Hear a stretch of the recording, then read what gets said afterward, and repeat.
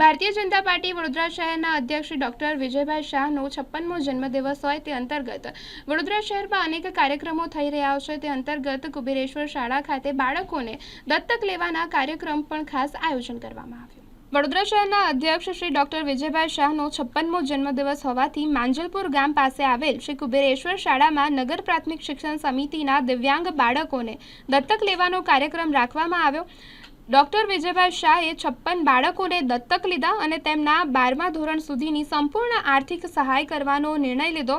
Bharatiya Janata party દ્વારા એવા 800 જેટલા બાળકોને પણ આર્થિક રૂપે મદદ થવાનું પણ વચન આપવામાં આવ્યું। આ કાર્યક્રમમાં ભારતીય જનતા પાર્ટીના કાર્યકરો, પૂર્વ મેયર નિલેશભાઈ રાઠોડ, શૈલેષભાઈ પાટીલ તથા ચેરપર્સન હાજર રહ્યા।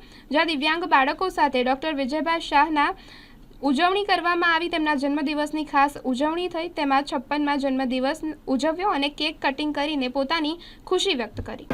વડોદરાની નગર પ્રાથમિક શિક્ષણ સમિતિમાં ભણતા બાળકો, એમાંથી જે વિશિષ્ટ બાળકો છે તેમાં 800 જેટલા બાળકો, એમાંથી 56 જેટલા બાળકોને આજે દત્તક લેવાના કાર્યક્રમનું આયોજન ચેરમેન માનનીય દિનેશભાઈ પંડ્યાના માધ્યમથી કરવામાં આવ્યું। અને અહીંયા આવ્યા પછી હું ધ્યાનમાં આવ્યું કે સમગ્ર વડોદરા શહેરમાં 800 જેટલા બાળકો જે વિશિષ્ટતા ધરાવે છે, જેને કારણે આ બાળકોના ભણતર માટે પણ વિશિષ્ટ પ્રકારના શિક્ષકોનું આયોજનની જરૂરિયાત પડે છે।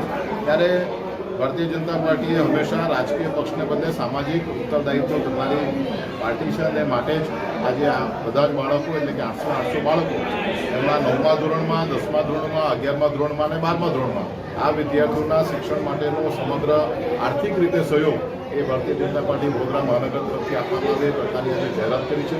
જે 56 બાળકો આજે અહીંયા ઉપસ્થિત છે, 56 બાળકોની વ્યક્તિગત જવાબદારી મારા મારફતે લેવામાં આવી છે। ત્યારે બહુ સુંદર મજાના કાર્યક્રમનું આયોજન કર્યું। જે વસ્તુની અમને ખબર નહોતી એ વસ્તુ એમના માધ્યમથી અમને જાણવા મળી અને બાળકોને આવનારા સમયમાં સારામાં સારું શિક્ષણ મળી રહે એની જોવાની જવાબદારી જ્યારે અમને આપી છે, ત્યારે દિનેશભાઈ પંડ્યા, શ્વેતાબેન અને એમની સમગ્ર ટીમ એમનો ખૂબ ખૂબ આભાર વ્યક્ત જોડે જોડે નર્સિંગમાં બી તમે આજની આ મારા જન્મદિવસની શરૂઆત છે તે હિન્દુ નર્સિંગ સ્કૂલ ખાતે CPRના ટ્રેનિંગના કાર્યક્રમથી કરવામાં આવી।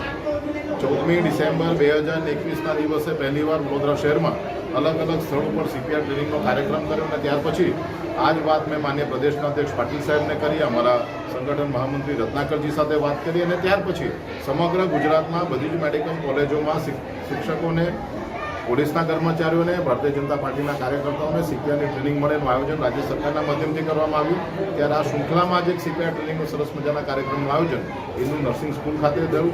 સ્કૂલના વિદ્યાર્થીઓને એટલે કે નર્સિંગના વિદ્યાર્થીઓને આની ટ્રેનિંગ આપી અને આવનારા સમયમાં સમગ્ર વડોદરા શહેરમાં જેને જરૂર પડે તે બધા જ લોકોને આ CPRની ટ્રેનિંગ મળે એવું આયોજન કરવામાં આવ્યું છે। અને આ CPRની ટ્રેનિંગ માટેના મેનેજમેન્ટ એટલે કે ડમી એના માટેની 100% ગ્રાન્ટ માનનીય સાંસદ શ્રીમતી રંજનબેન ભટ્ટના માધ્યમથી મળી છે। ત્યારે બહેનનો પણ ખૂબ ખૂબ આભાર વ્યક્ત કરું છું।